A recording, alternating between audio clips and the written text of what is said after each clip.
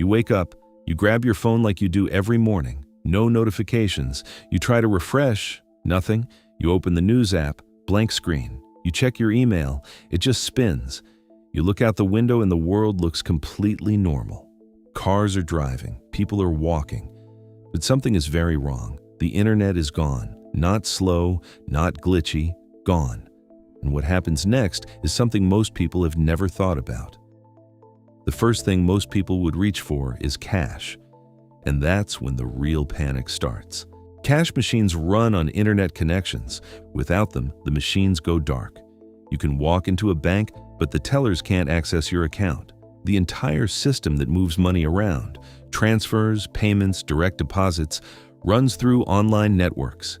Nearly 90% of Americans use online banking. Credit cards stop working at checkout. Apple Pay, Google Pay, Venmo, all dead.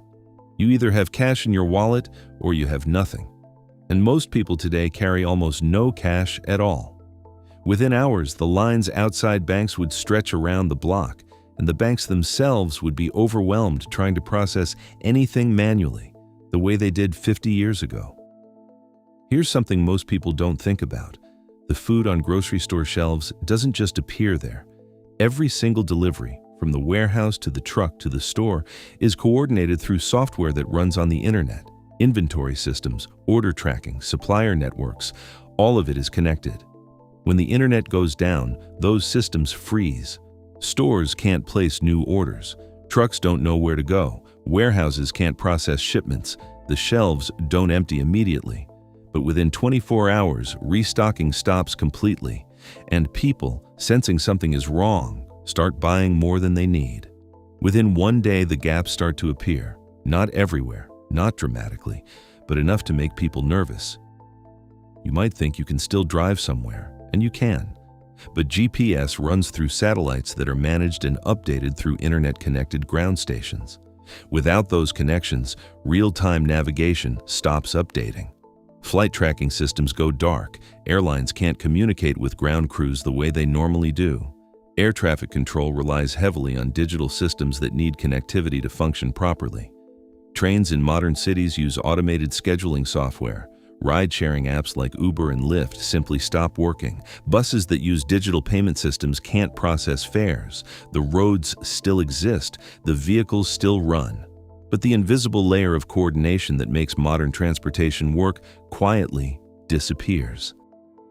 This is the part that most people never consider. Hospitals today are deeply connected to the internet. Patient records are stored in cloud systems. Doctors in different departments share information digitally in real time. Pharmacies verify prescriptions through online databases. Medical equipment in intensive care units sends data to monitoring systems. Laboratory results travel through internal networks that depend on internet infrastructure. In a 24-hour outage, hospitals would switch to emergency protocols, pen and paper, phone calls, manual processes that haven't been used in decades. It wouldn't be immediate chaos, but it would be slow, stressful, and dangerous for patients who need fast decisions made with accurate information. Most people assume that governments and military systems are completely separate from the public internet. And to some extent, that's true. Classified networks exist. Dedicated military communication lines exist. But the reality is more complicated. Modern government operations, tax systems, social services, immigration databases, law enforcement records, all depend on internet-connected infrastructure. Police departments use online databases to run checks in real time. Border control systems verify documents through connected networks. Emergency coordination between agencies happens through digital channels. When those channels go dark, response times slow down. Information stops flowing between departments, and the sheer amount of data that governments process every single day suddenly needs to be handled a different way. Not impossible, but significantly slower. And in situations where speed matters, slower can be the difference between control and chaos. About 89% of companies today rely on cloud-based systems for their daily operations. That means their files, their communication, their customer data, their accounting, all of it lives somewhere on a remote server that requires an internet connection to access. Remote workers would be completely cut off. Office workers would sit in front of screens that can't load anything. Customer service lines would go down. E-commerce would stop entirely. Amazon alone would lose an estimated $1.5 billion in a single day. The global economy as a whole would take a hit of around $43 billion in just 24 hours.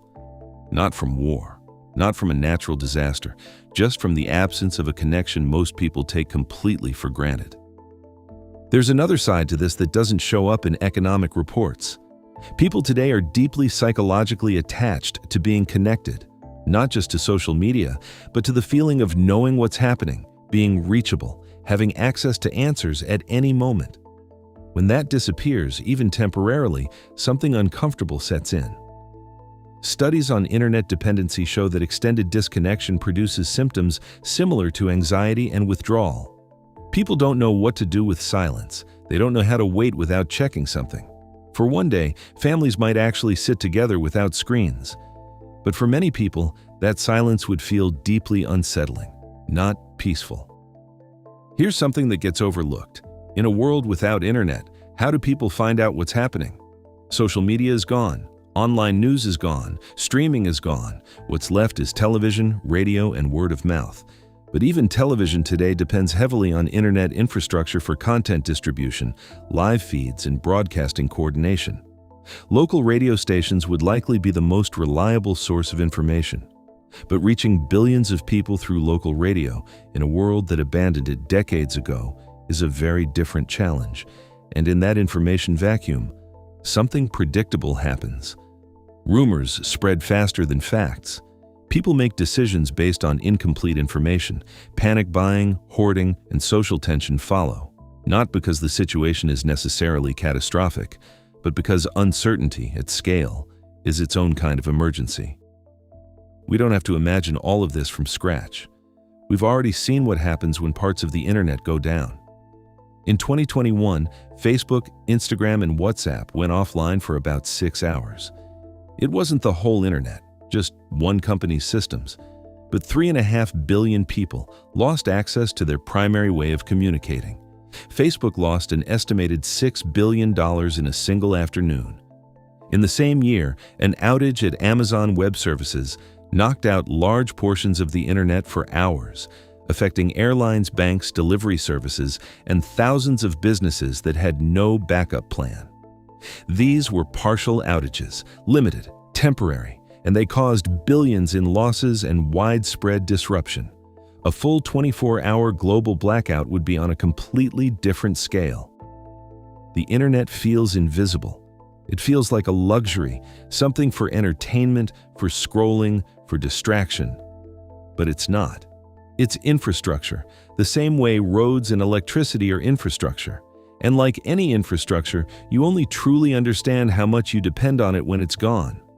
One day without the internet wouldn't end the world, but it would remind every person on the planet just how fragile the system they live inside actually is, and how little most of us have thought about what we would do without it.